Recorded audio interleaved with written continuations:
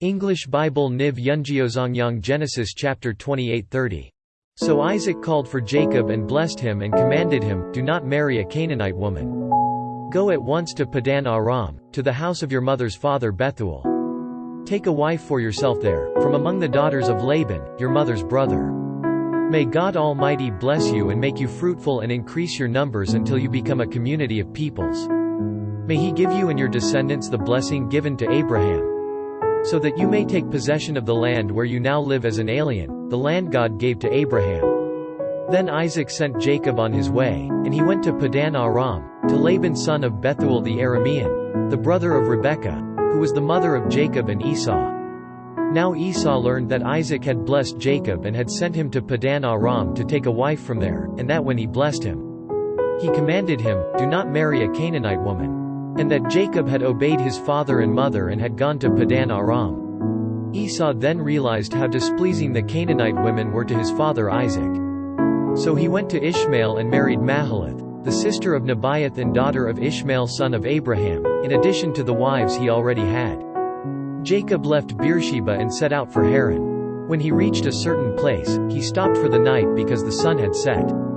Taking one of the stones there, he put it under his head and lay down to sleep. He had a dream in which he saw a stairway resting on the earth, with its top reaching to heaven, and the angels of God were ascending and descending on it. There above it stood the Lord, and he said, "I am the Lord, the God of your father Abraham and the God of Isaac. I will give you and your descendants the land on which you are lying. Your descendants will be like the dust of the earth, and you will spread out to the west and to the east, to the north and to the south. All peoples on earth will be blessed through you and your offspring. I am with you and will watch over you wherever you go, and I will bring you back to this land. I will not leave you until I have done what I have promised you." When Jacob awoke from his sleep, he thought, "Surely the Lord is in this place, and I was not aware of it." He was afraid and said, "How awesome is this place! This is none other than the house of God, this is the gate of heaven." Early the next morning Jacob took the stone he had placed under his head and set it up as a pillar and poured oil on top of it. He called that place Bethel, though the city used to be called Luz. Then Jacob made a vow, saying, "If God will be with me and will watch over me on this journey I am taking and will give me food to eat and clothes to wear, so that I return safely to my father's house, then the Lord will be my God. And this stone that I have set up as a pillar will be God's house, and of all that you give me I will give you a tenth." Genesis chapter 29. Then Jacob continued on his journey and came to the land of the eastern peoples. There he saw a well in the field, with 3 flocks of sheep lying near it, because the flocks were watered from that well. The stone over the mouth of the well was large. When all the flocks were gathered there, the shepherds would roll the stone away from the well's mouth and water the sheep. Then they would return the stone to its place over the mouth of the well. Jacob asked the shepherds, "My brothers, where are you from?" "We're from Haran," they replied. He said to them, "Do you know Laban, Nahor's grandson?" "Yes, we know him," they answered. Then Jacob asked them, "Is he well?" "Yes, he is," they said, "and here comes his daughter Rachel with the sheep." "Look," he said, "the sun is still high, it is not time for the flocks to be gathered. Water the sheep and take them back to pasture." "We can't," they replied, "until all the flocks are gathered and the stone has been rolled away from the mouth of the well. Then we will water the sheep." While he was still talking with them, Rachel came with her father's sheep, for she was a shepherdess. When Jacob saw Rachel daughter of Laban, his mother's brother, and Laban's sheep, he went over and rolled the stone away from the mouth of the well and watered his uncle's sheep. Then Jacob kissed Rachel and began to weep aloud. He had told Rachel that he was a relative of her father and a son of Rebekah. So she ran and told her father. As soon as Laban heard the news about Jacob, his sister's son, he hurried to meet him. He embraced him and kissed him and brought him to his home, and there Jacob told him all these things. Then Laban said to him, "You are my own flesh and blood." After Jacob had stayed with him for a whole month, Laban said to him, "Just because you are a relative of mine, should you work for me for nothing? Tell me what your wages should be." Now Laban had 2 daughters, the name of the older was Leah, and the name of the younger was Rachel. Leah had weak eyes, but Rachel was lovely in form, and beautiful. Jacob was in love with Rachel and said, "I'll work for you 7 years in return for your younger daughter Rachel." Laban said, "It's better that I give her to you than to some other man. Stay here with me." So Jacob served 7 years to get Rachel, but they seemed like only a few days to him because of his love for her. Then Jacob said to Laban, "Give me my wife. My time is completed, and I want to lie with her." So Laban brought together all the people of the place and gave a feast. But when evening came, he took his daughter Leah and gave her to Jacob, and Jacob lay with her. And Laban gave his servant girl Zilpah to his daughter as her maidservant. When morning came, there was Leah. So Jacob said to Laban, "What is this you have done to me? I served you for Rachel, didn't I? Why have you deceived me?" Laban replied, "It is not our custom here to give the younger daughter in marriage before the older one. Finish this daughter's bridal week, then we will give you the younger one also, in return for another 7 years of work." And Jacob did so. He finished the week with Leah, and then Laban gave him his daughter Rachel to be his wife. Laban gave his servant girl Bilhah to his daughter Rachel as her maidservant. Jacob lay with Rachel also, and he loved Rachel more than Leah. And he worked for Laban another 7 years. When the Lord saw that Leah was not loved, he opened her womb, but Rachel was barren. Leah became pregnant and gave birth to a son. She named him Reuben, for she said, "It is because the Lord has seen my misery.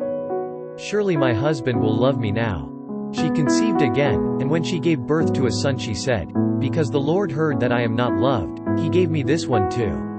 So she named him Simeon. Again she conceived, and when she gave birth to a son, she said, "Now at last my husband will become attached to me, because I have borne him 3 sons."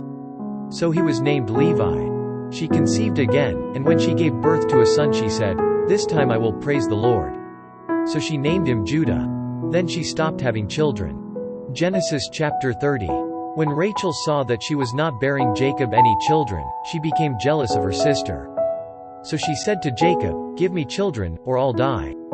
Jacob became angry with her and said, "Am I in the place of God, who has kept you from having children?"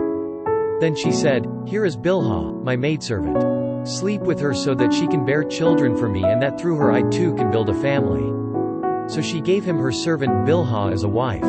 Jacob slept with her, and she became pregnant and bore him a son. Then Rachel said, "God has vindicated me, he has listened to my plea and given me a son." Because of this she named him Dan. Rachel's servant Bilhah conceived again and bore Jacob a second son. Then Rachel said, "I have had a great struggle with my sister, and I have won." So she named him Naphtali. When Leah saw that she had stopped having children, she took her maidservant Zilpah and gave her to Jacob as a wife. Leah's servant Zilpah bore Jacob a son. Then Leah said, "What good fortune." So she named him Gad. Leah's servant Zilpah bore Jacob a second son. Then Leah said, "How happy I am. The women will call me happy." So she named him Asher. During wheat harvest, Reuben went out into the fields and found some mandrake plants, which he brought to his mother Leah. Rachel said to Leah, "Please give me some of your son's mandrakes." But she said to her, "Wasn't it enough that you took away my husband? Will you take my son's mandrakes too?" "Very well." Rachel said, "He can sleep with you tonight in return for your son's mandrakes." So when Jacob came in from the fields that evening, Leah went out to meet him. "You must sleep with me," she said. "I have hired you with my son's mandrakes." So he slept with her that night. God listened to Leah, and she became pregnant and bore Jacob a 5th son. Then Leah said, "God has rewarded me for giving my maidservant to my husband." So she named him Issachar. Leah conceived again and bore Jacob a 6th son. Then Leah said, "God has presented me with a precious gift. This time my husband will treat me with honor, because I have borne him 6 sons." So she named him Zebulun. Sometime later she gave birth to a daughter and named her Dinah. Then God remembered Rachel, he listened to her and opened her womb. She became pregnant and gave birth to a son and said, "God has taken away my disgrace." She named him Joseph, and said, "May the Lord add to me another son." After Rachel gave birth to Joseph, Jacob said to Laban, "Send me on my way so I can go back to my own homeland. Give me my wives and children, for whom I have served you, and I will be on my way. You know how much work I've done for you." But Laban said to him, "If I have found favor in your eyes, please stay. I have learned by divination that the Lord has blessed me because of you." He added, "Name your wages, and I will pay them." Jacob said to him, "You know how I have worked for you and how your livestock has fared under my care. The little you had before I came has increased greatly, and the Lord has blessed you wherever I have been. But now, when may I do something for my own household?" "What shall I give you?" he asked. "Don't give me anything," Jacob replied. "But if you will do this one thing for me, I will go on tending your flocks and watching over them. Let me go through all your flocks today and remove from them every speckled or spotted sheep, every dark-colored lamb and every spotted or speckled goat. They will be my wages. And my honesty will testify for me in the future, whenever you check on the wages you have paid me. Any goat in my possession that is not speckled or spotted, or any lamb that is not dark-colored, will be considered stolen." "Agreed," said Laban. "Let it be as you have said." That same day he removed all the male goats that were streaked or spotted, and all the speckled or spotted female goats, all that had white on them, and all the dark-colored lambs, and he placed them in the care of his sons.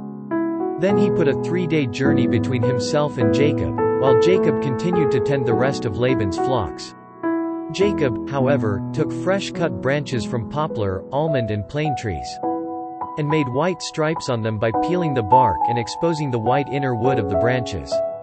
Then he placed the peeled branches in all the watering troughs, so that they would be directly in front of the flocks when they came to drink. When the flocks were in heat and came to drink, they mated in front of the branches. And they bore young that were streaked or speckled or spotted. Jacob set apart the young of the flock by themselves, but made the rest face the streaked and dark-colored animals that belonged to Laban. Thus he made separate flocks for himself and did not put them with Laban's animals.